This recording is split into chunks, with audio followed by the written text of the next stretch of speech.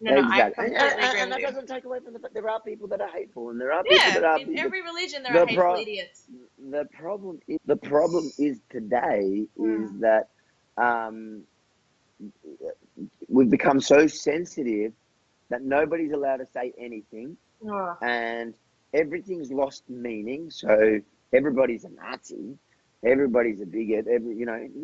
Nazi to me used to mean something heavy. You used to say to me, if you used So to did the say to word me, racist. yeah, yes, true. But if somebody told me, but as a Jew, somebody said to me, "There's a Nazi around," Yeah, it's stupid. their hairs on my back, and I would be a little bit nervous. Yeah, Today, somebody says there's a Nazi in the room. I'm like, hey, where is he? It's probably someone I agree with.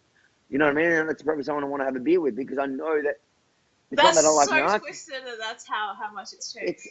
It's not that I don't. It's not that I like Nazis. It's No, that no, the no. word the term Nazi has It's been been lost. co-opted by the left. Exactly. Yeah, I completely understand. How good a panel would you, me, and Imam Tahiti be? Muslim, Christian, Jew, and we're We're all doing. brown. We're all Aussies. We're actually doing a. Actually, we should ask them. We're doing a Muslim Christian Jew one in Brisbane with. Do you know Cheryl Smith? Oh, I know the name, but no, I'll have to look that up. She's a blonde woman. She's had a few good rants. You'd recognise her from Probably. New South Wales. Cool, So good on she's her. on this panel that we're doing, the three Nice. of us. But I think they're coming to Melbourne too, so you might maybe have an opportunity there. I was teasing, but that would be great. I wouldn't mind. Um, what is it generally speaking that motivates you so much? Because you're not a white person, so why do you care so much about white South African farmers? I mean, I feel stupid It's not. even phrasing it that way. But Yeah. Okay. It's not. It's when you wake up and you realize that there's this.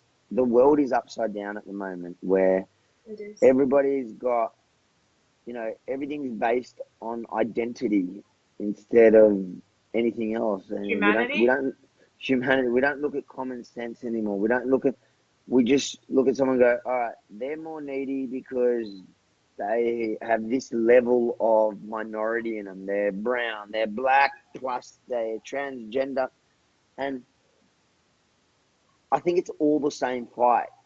The fact that you see a persecuted minority in South Africa who no one wants to talk about just because of their skin color, that Unfair. bothers me more than the persecuted minorities that everybody agrees are persecuted minorities. I agree with you. Not as in they need the help more, but it bothers me that no one seems to even, like, the left is willing to deny that they're even being persecuted. Oh And yes, then I saw your video. That made me angry. and then Why are a you sec laughing? Why is that funny? That's what I'm you said to laughing at one it of because them. No, you said that. yeah. Yeah. I'm laughing because of all the names I was called that day. Yeah, you poor But bugger. I'm used to it. But then, Yeah. then on top of it, where was I? Sorry, I didn't mean to interrupt. No, that's all right. Where was I? Can't remember. Um, Sorry. no, I no, was no. woman-splaining. Totally forgot. So what I did is, oh no, but then on top of that, I look at it as an Australian, and I turn around and I go, we're bringing in what is it? 20,000 last year. Sudanese. Humanitarian a humanitarian intake of about 20,000. So I Yes. say we can keep taking Sudanese, Middle Easterns, which if you look at it statistically, Sudanese are killing our crime stats. They represent I think The way far too highly represented. well, they're 0.1% of Victoria's population, yet they're 8.6% of our violent crime. That's intense. 80% of them are on welfare. Mm. So I just look at these. So they're Basic really stats, giving back to our country. They're really giving back to our society. Yes, and you look at it and you just go, well, there is another persecuted minority that nobody's willing to talk about. Plus, these are the perfect kind of if we're taking anyone in on a humanitarian basis, then why are we not taking them? These, like, it just makes perfect sense to take because them. they're white and Christian. Yes, and that's where I have a problem with it. That's where it comes from. So it's two issues that I find with that specific thing. And in general, I just think, people talk about white privilege, and to me, it's Arab privilege. It's minority privilege. Anybody has, That's what it should be called, minority privilege. Whites aren't very privilleged these days. But especially not in South Africa. If it's systemic racism, if that's a thing and it's a invention of the white, well then it should be perfectly obvious that in South Africa there's systemic racism towards whites because they are the minority. They make 8% of the overall population. And on top of everything that's going on there, South Africa is also the only country that there is affirmative action for the majority. And I get, like, we all understand that apartheid was messed up. Yes. I haven't spoken to one person that says apartheid was good. But no. The problem is when 25 years later, you have this affirmative action for a majority of the country, meaning it is state-sanctioned racism, really. That's what it becomes when you have a minority who's already a minority, who's losing out on everything, plus they can't get jobs, plus they can... And I've spoken to all these South Africans, and on top of the fact that they're statistically, South Africans, white South Africans in general, are targets, and that comes from just built hate that's come from years and years of being told to hate. These people are uneducated. The majority of the country is uneducated. And they're taught, you have the ANCs chanting about killing what, they're they taught chant, to hate. they dance. They're taught to hate these people. So statistically, all whites are targets for hate crime, hate murder. Then on top of that, then the white farmers even more so statistically, and that comes for a reason because the government loves to talk about how the land was stolen by these people, and there's also an it wasn't stolen. It was given. That's the other problem. Is like when you look at it, the South African, the black South Africans are not actually indigenous to the land. No. They are only claiming so because it's Africa and they're black. But they were actually tribes from other areas that came in and fought. Yeah. So why do I care? Because who the hell else is going to care? And two is it helps us. Yes. It actually will help us. These are people that are good. Not only are we not going to be bringing in shit into our country from as Trump would say, from shitholes. Yeah, I knew where that was leading. Yeah, we're not only we're not bringing them in, we're bringing people that are actually going to work. And today, the Australian farmers have begged the government to take them in because they need farming work. So we even have they're positions. agriculture experts. Yes, we need them. So bring them. Yeah. And these are people that have learned to deal with lands that are tough to work on. Yes, absolutely. I completely agree with everything you just said, to be honest. So yeah, what in your opinion would be the problem with Islam permeating its way into Australian society? What would happen if that was to occur? Well, the downfall of democracy is the thing we love about it, is the fact that every person's vote is equal. Yeah. Now, as soon as you bring in culture, like you look anywhere in the world, Europe, let's take Europe as an example, that used to have liberal values, and you start importing Islam at high numbers, they start to control things. And whether it's through the democratic systems, each vote is equal. So over time, you are going to introduce no-go zones. It's just a fact. And you are going to introduce Sharia law.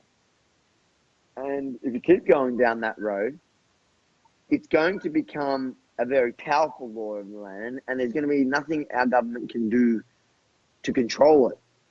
The only time we can actually do anything about it is before it's too late. Because once it's too late, it's too late. I agree with you. So the problem is to be cut off at the source, because at toward the end, it will be too late. So prevention is key, and Australians have to start speaking up more. And if they don't, exactly. Well, and a you future is see at it, risk. exactly, and you see it today already. It's already starting. When you have groups like you saw the Islamic Council endorsing, this Hamas. this is the beginning of scary, scary times for us. If a mainstream Muslim Islamic, the peak body of the Muslim community can endorse Islamists. Now, at this stage, it's only Islamists that they deem are against Israel. Like I said before, first they come for Saturday, then they come for Sunday. At this stage, but if they have the audacity to do that when they're still such a minority, what do you think is going to happen when they've got 20, 30%, 40%, 50%? Then we're gone. So why wait? Do you think the issue is hatred that the left has, or do you think they're just ignorant that they think they're doing the right thing when they say free Palestine? Oh, I think it's both. I think Oh, there's some. I think it's a mix of both. Yeah. I think there's some that come from ignorance, and there's others that come from hate. They everything they hate about Australia. They, like I said before, Israel is Australia. And when I tell people, there are people even on the right that because Zionism's got this negative connotation to a lot of people because of all the conspiracy theorists. I like And Zionists. then, so the what I usually tell these people is look at the people that really hate Zionism. Take away the people that talk the conspiracy theory for a second, and just look at the people that stand against Zionism. So that you hate them on everything else. So that should be a sign for you to take a look deeper at what Zionism actually means, what standing with Israel actually means. Because guaranteed it's not what your conspiracy theorist YouTube guru taught you. It's not that. So YouTube guru. well, that's where these people are educated. That's the problem. Everyone that comes. There was a guy in Perth came up to me, gave me a book, and he was coming to me like in a very he loves me from online, and he wanted to give me this book against Zionism, and I said, and it was some famous anti-Semite, and I was not, because I realized he's naive, he's not coming from a bad place, and I said to him, mate, read something else about Zionism. Understand what Zionism is. He goes, no, I go, I'm a Zionist. Do you agree with what I say about everything? I'm telling you I'm a proud Zionist. And he goes, yeah, but we're not talking about those Zionists. We're talking about the banker Zionists. I go, oh, so you're just talking about Jews in general. That's better. I'm a proud Jew too. You know what I mean? These people, they think that there's this Zionist banking The Rothschilds. conspiracy. The Rothschilds. Is that the thing? Yeah. They put the Rothschilds in, and then they also put Soros in there, which that's another funny. For me, I just find that hilarious when somebody goes, all the Jewish Zionist bankers like Rothschilds and Soros, and it's like, do you realize one? Soros is an anti-Zionist. He hates Zionism. He hates Israel. In fact, he's also a self-hating Jew. He's a self-hating Jew. He was also part of the confiscation of land, which is interesting when it comes to South Africa. He was part of all that for the Nazis, and he says he never felt guilty about that. That demonstrates who he is. But the one thing, and Rothschilds, yes, they're very pro-Zionist, and from what I understand, they were very instrumental into funding a lot of what building Israel up. But the thing that I respect from these people, because it's not all these big conspiracies. These are just multi-gazillionaires who, and anyone at that level of business are going to be, I don't care what background you are, you're going to have some really bad traits. That is businessman. Donald Trump is going to have really bad traits. I love the guy, but that's the cost of doing business at that level. You just cannot play that game. And that's what they all are. Now, the thing that I respect about people even like Soros, which is a hating, is that it's not a big conspiracy. These are people that have made a lot of money and are willing to put their money where their mouth is. Soros is a piece of, as we say in Yiddish, dreck. I don't know what. Dreck is like shit. Did I say that right? Dreck. He's scum of the earth. But I respect the fact that he puts his money where his mouth is. Same as the Rothschilds. Right?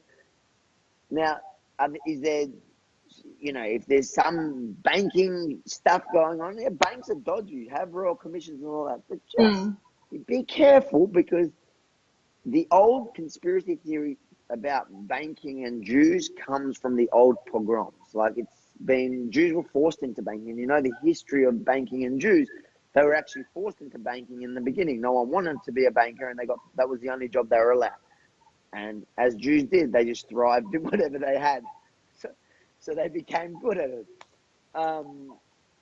But you're an adept people. An adept. Well, you look at it. I'm proud to be Jewish, and I'm proud of the culture that teaches you, to make something of whatever situation you have. You want to talk about persecuted minority?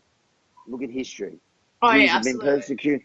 Jews have been persecuted all throughout history and have always come out on top, and they've always done well. You look today, you want to find this is what I do. I'll teach you a trick I do when I'm traveling. If I'm going somewhere on holidays, I go look at where the synagogues are to find the good areas. Oh. Yeah. You wouldn't do that about mosques, would you? No. So not at all. when I go anywhere in the world, I look at where it's called Bet Chabad, which is like the Chabad houses, which is like the outreach for the Jews. It's a sect of Judaism. It's actually the sect I come from, but they're like the outreach Jews. So they always set up synagogues, and they're always in the good areas. They're always in the best areas to be in, and that's how I know. So next time I go to Spain, I should look for a synagogue. And I think there's some beautiful synagogues in Spain. There would be some old ones. There are some old ones. I was in the south of Spain, and I saw one that had been unfortunately converted, but as in converted into, it was also a mosque at a time, and then it became finally a Catholic church. But there are beautiful synagogues in Spain. Sorry, off topic. I was gonna say that you were recently on, what was it, The Outsiders? Yep. Yeah, that's when you mentioned the whole 17 Brothers thing, right? Yeah. I found it weird when they said that all Jews are white. They sort of reference it, and I'm like, some are. Was it Outsiders that said that? I don't know.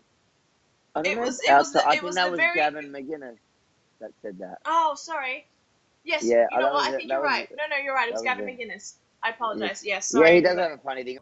And I find there's this apologetic and my argument is about to be that I think it's a white thing. I consider Jews white, obviously, and I think there's something about Jews and whites where there's a ethnomasochism. There's self-hatred in their DNA.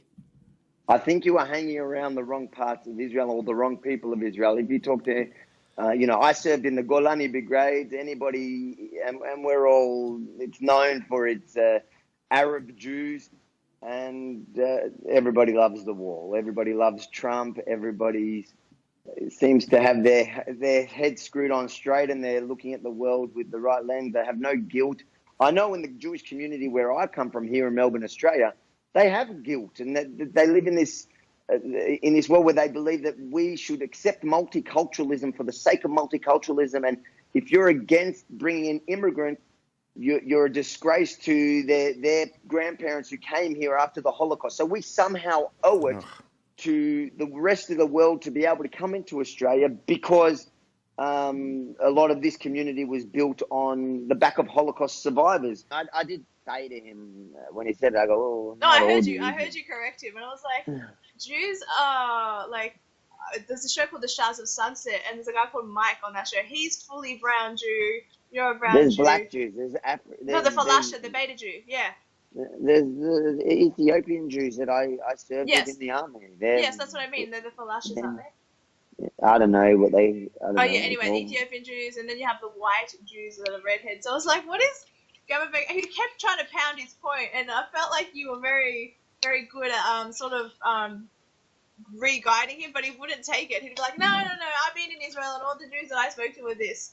And then you were like, oh, Well, brother, I don't know. I went and looked after that, to be honest. I went The and video? looked at his videos with Israel, and I realized what he was talking about. He was on a very scripted program that the Israeli government and all these different organizations team up to try bring journalists to try get them to report fairly. I think Gavin is probably the wrong person to put on one of those. He's funny, though. He's like the naughty boy in the classroom. Like, he'll be like, Yeah, I'm gonna rebel against this shit. yeah. I honestly, I would tell him. I'll tell him to come with me one time and do it raw, not a script. Like, just come and chill with the boys and go to the bars and the pubs and then go to the areas where they're throwing the rocks at you. Just experience it all. He would probably like it. Yeah, he's used to hate.